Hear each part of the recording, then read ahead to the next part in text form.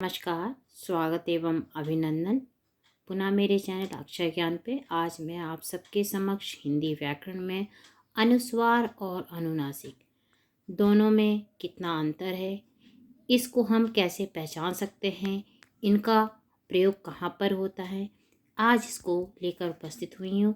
और मुझे विश्वास है कि आपको अनुस्वार अनुनासिक इस वीडियो के माध्यम से निश्चित रूप से समझ आएगा।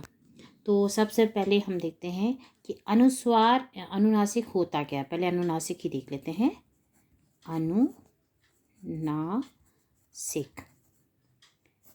अनुनासिक की पहले हम परिभाषा देखते हैं कि इसकी परिभाषा क्या है। जो स्वर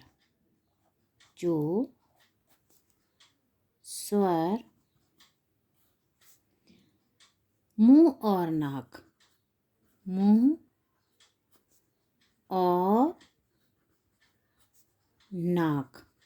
देखिए हम जब बोलते मुंह तो बोलते समय मुंह और नाक दोनों में बल पड़ता है, दोनों से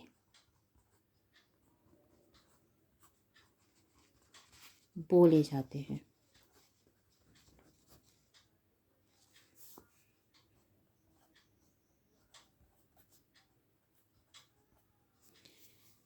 जो स्वर मुंह और नाक दोनों से बोले जाते हैं वे अनुनासिक कहलाते हैं।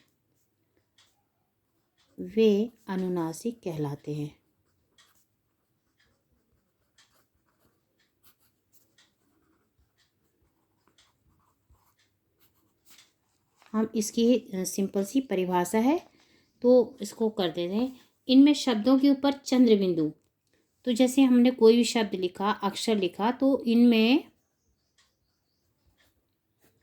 अक्षर यानी शब्दों के ऊपर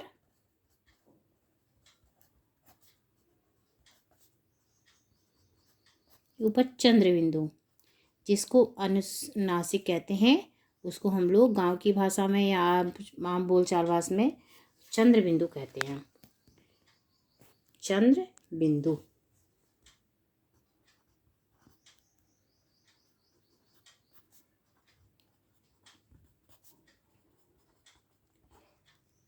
चंद्र बिंदु कैसे लगाया जाता है? ऐसे, ठीक है। अब इसके बाद हम देखते हैं, कोई शब्द ले लेते हैं, जैसे यहाँ, तो इसमें क्या लगेगा? चंद्र बिंदु। वहाँ, इसमें क्या लगेगा? चंद्र बिंदु। अब हम जैसे लिख लेते हैं हूँ, मैं यहाँ हूँ, ठीक है, इसमें भी चंद्र बिंदु लगा शिरोरेखा के ऊपर। शिरोरेखा किसको बोलते हैं आपको पता ही होगा, जो लाइन लगाते हैं, जो रेखा खींचते हैं, वो शिरोरेखा कहलाती है।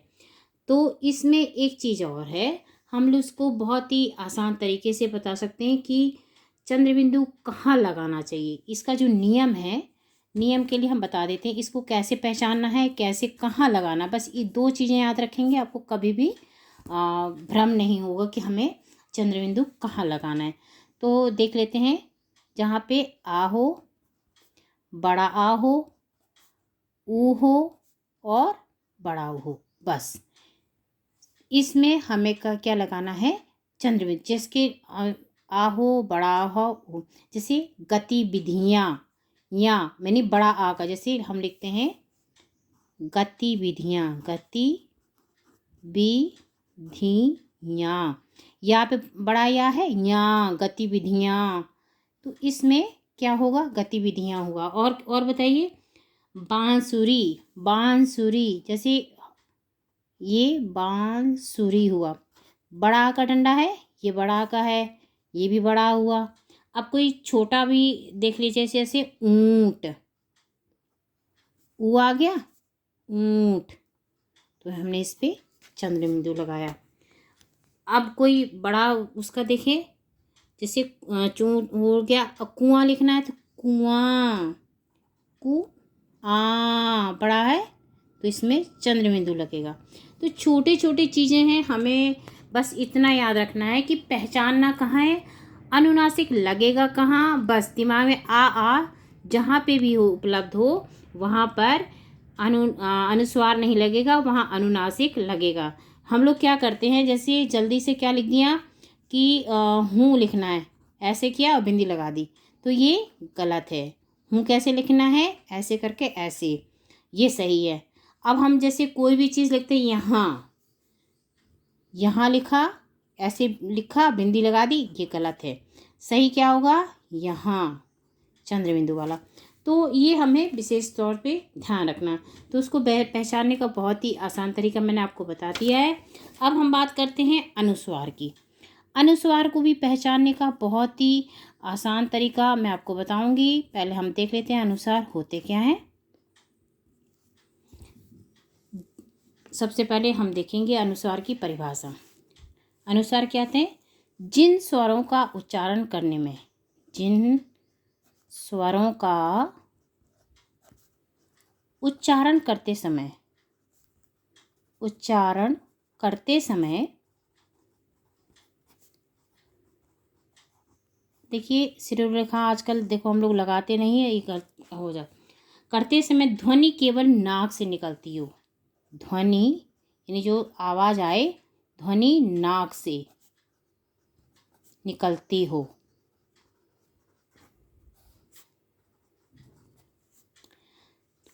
उसे अनुस्वार कहते हैं।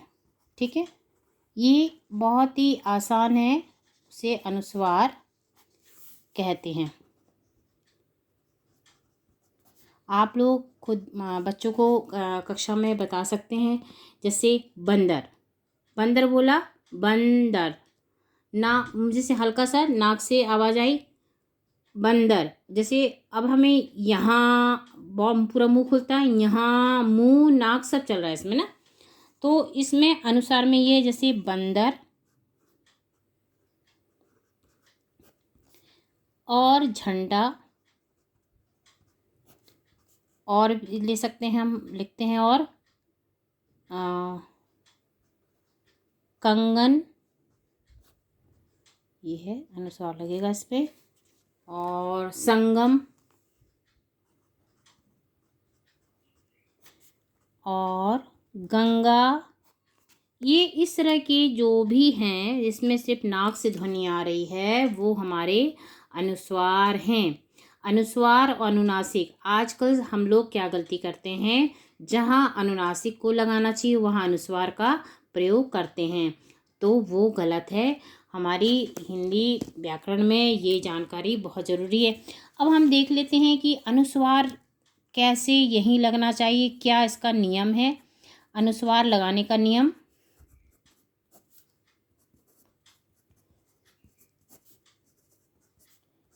बहुत ही आसान तरीके से आप इसको समझ जाएंगे कि अनुस्वार यहीं क्यों लगाना है। इसको अनुस्वार को अगर यहीं, मतलब कैसे हम पहचानेंगे कि अनुस्वार यहीं लगाएं, तो आपको मैंने पिछले वीडियो में बताया था पंचमाक्षर। पंचमाक्षर क्या होते हैं, जो कि कवर्ग, चवर्ग, टवर्ग, तवर्ग और पवर्ग। ये जो है कवर्ग, देखिए कवर्ग, कवर्ग का अंतिम वर्ड क्या है हमारा, ङ, और ये चवर्ग का ये क्या है हमारा, यूं। ठीक है, और टवर्ग का क्या है, टवर्ग का है हमारा ण, और तवर्ग का क्या है, तवर्ग का है हमारा ये ना आएगा। ठीक है, और पवर्ग का क्या है, पवर्ग का होगा हमारा माँ। तो हमारे कितने हैं, 1 2 3 4 5। तो मैंने पंचमाक्षर जो कवर्ग का अंतिम वर्ण है, ये जो हमारे अंतिम वर्ण हैं, अंतिम वर्ण जो होते हैं ये पंचमाक्षर कहलाते हैं, पंचमाक्षर। ठीक है, ये पंचमाक्षर हैं। अब इन जो पंचमाक्षर होते हैं, इसी को लगाने से, यानी जो लास्ट में आते हैं, जिन भी शब्दों के अंत में पंचमाक्षर हो या जहाँ पर भी पंचमाक्षर बन हो, यानी ङ या ण ना मा हो, वहाँ पर अनुस्वार लगता है। इसको पहचानने का बहुत ही आसान तरीका है, जहाँ पर ये सब आ जाएं वहाँ पे अनुस्वार लगता है। इंगा हो या होना हो। जैसे अब हम जैसे देख लेते हैं बंदर, ठीक है, ये बंदर मैंने लिखा था, तो बंदर को हम कैसे लिख सकते हैं? और बा आधा ना दा रा। यदि हम इसको वैसे इसका विग्रह करें, वर्ण विग्रह करेंगे बंदर का, तो क्या होगा? बा, फिर क्या होगा? ये ना भी बा, फिर ये ना है, ना में ये, फिर क्या होगा?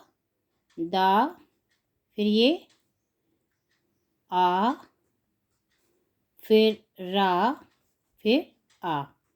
तो जो हमारा ये ना है, ये देखो ना आया है, तो ये जो ना है वो यहाँ पर हमारा यहाँ लग जाएगा, बिंदी यहाँ लग जाएगी।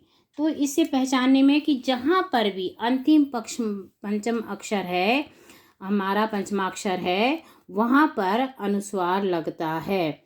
एक दो उदाहरण और देख लेते हैं हम लोग। जैसे हम लोग गंगा, गंगा लिखते हैं, गंगा। तो गा का जो अंतिम पंचमाक्षर कौन सा है? का, खा, गा, घा, अंगा। देख लेते हैं, का, खा, गा, घा, अंगा, ये घा लिखा है, ठीक है। तो इसका जो अंतिम अक्षर अंगा ये लगेगा, तो हम कैसे लिखेंगे इसको? गंगा। ये एक्चुअल हमें इसको ऐसे लिखना चाहिए। हम लोग कैसे लिख देते हैं? गंगा इस तरह से लिखा जाता है। तो हमें गंगा को कैसे लिखना है? गा। जब हम ये लिख देते हैं, ये भी सही है, ये भी सही है, और जब हम ऐसे लिखते हैं गंगा, तो ये भी सही है। तो हमने क्या किया, बहुत जल्दी में आजकल हम लोग इस तरह से लिखने के लिए इस तरह से भी लिखा जाता है और ऐसे भी लिख सकते हैं। एक और देख लेते हैं, जैसे चंचल, चंचल है। अब जब चंचल है तो चंचल में कैसे होना चाहिए? चंचल में चा का जो अंतिम वर्ण है चवर का, वो कौन सा है? चा का यहाँ, ये है अंतिम, ठीक है। तो हम कैसे लिखेंगे? चा या च ला। तो हमें ऐसे अनुस्वार लगाना है, ये हमारा अनुस्वार है, ठीक है, ये अनुस्वार है। तो हम इसको ऐसे लिखेंगे। तो इस तरह से हम देख रहे हैं कि कहाँ पर लगना चाहिए। बहुत ही आसान तरीका है इसको समझने का, कि जो अंतिम वर्ण है किसका? कवर का, चवर का, टवर का, तवर का, पवर का, इनके जो अंतिम वर्ण हैं वो जहाँ पर आएंगे, उसके जो पांचवा वर्ण है वो अनुसार लगेगा। एक कोई पा का तो ले लिया, ता का ले लेते हैं, ता का भी ले लिया। एक कोई और ले लेते हैं, जैसे मंजन, ये मंजन है, तो माँ किस में आ रहा है? ये कौन से वाले में आएगा हमारा? ये हमारा पवर का अंतिम है। तो माँ, फिर ना लिखना है, ना लगेगा इसमें, पा फा वा माँ है अपने आप में, तो माँ फिर लगना है, मंजन, तो यहाँ ऐसे लगेगा। इसका अंतिम वर्ण लगना है मंजन। अरे इसको मैंने डंडा लगा दिया है, डंडा नहीं लगेगा, ऐसे मंजन लिखना है। दोबारा लिख देती हूँ, ये मंजन इस तरह से लिखा जाएगा, ठीक है। जो अंतिम अक्षर है उस तरह से लिखना है। अनुस्वार लगाने का एक नियम बहुत ही सिंपल सा है, जो भी हमें समझ में आ जाएगा कि इस तरह से लगता है तो हम लोग लगा सकते हैं। तो इस तरह के बहुत सारे शब्दों का कि बिंदी अनुस्वार की बिंदी है तो पंचम वर्ण को बिंदु के रूप में प्रयोग करते हैं। तो हमारा क्या इसकी डेफिनेशन बन गई कि जो अनुस्वार है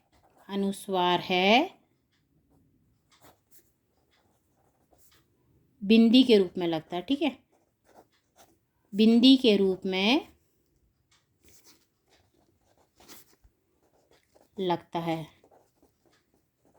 अगर हम ऐसे लिखेंगे तो सही है, ऐसे लिखेंगे तो सही है, तो आप जैसा आपको लगता है। लेकिन बस ये है कि अनुनासिक कहाँ लगना है, अनुस्वार कहाँ लगना है। अनुनासिक है वो अ आ उ बस यहाँ जो आपको समझ में आ जाए तो वहाँ पर अनुनासिक लगाना है, और जो पंचमाक्षर जहाँ पर आए वहाँ अनुस्वार लगाना है। तो मुझे विश्वास है कि आपको समझ आया होगा। यदि कोई बात समझ नहीं आती तो आप कमेंट में ज़रूर करिएगा, मैं उसका निदान करने का पूरा प्रयास करूँगी। धन्यवाद।